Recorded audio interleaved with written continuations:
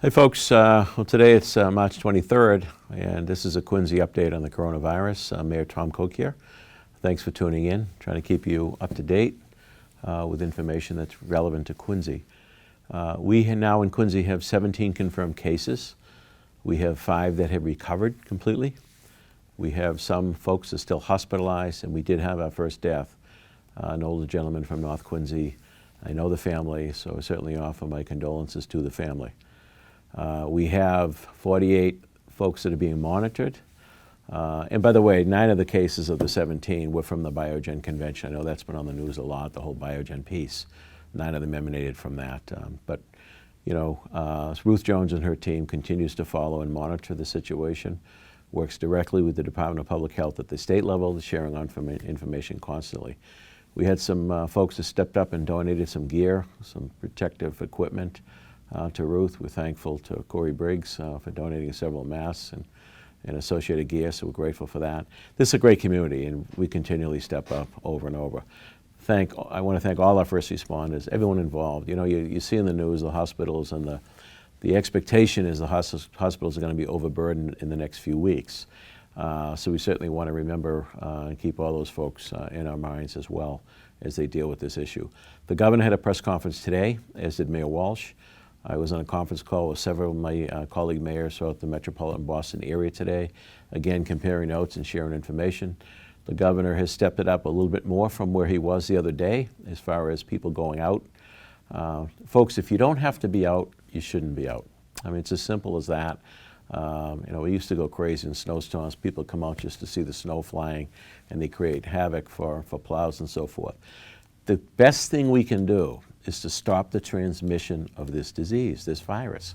And to do that, we need to stay away from one another. As difficult as it is, I recognize that, although my wife doesn't seem to be having that trouble staying away from me. But the reality is that is the answer to this virus. We have to stop the transmission. So we have to be smart. We have to stay away from congregating in large groups. We have to keep our distance. Our parks and playgrounds are open for walking and jogging, but please, keep your kids off the playground equipment. You know, the germs are spread through the playground equipment. Don't be having a touch football game. We have to be smart about this. It's the only way we're going to get that curve to flatten out from spiking and peaking. So please, please work with us on that. If you have any questions about what retailers or who can open and close, you certainly can call our office, 617-376-1990.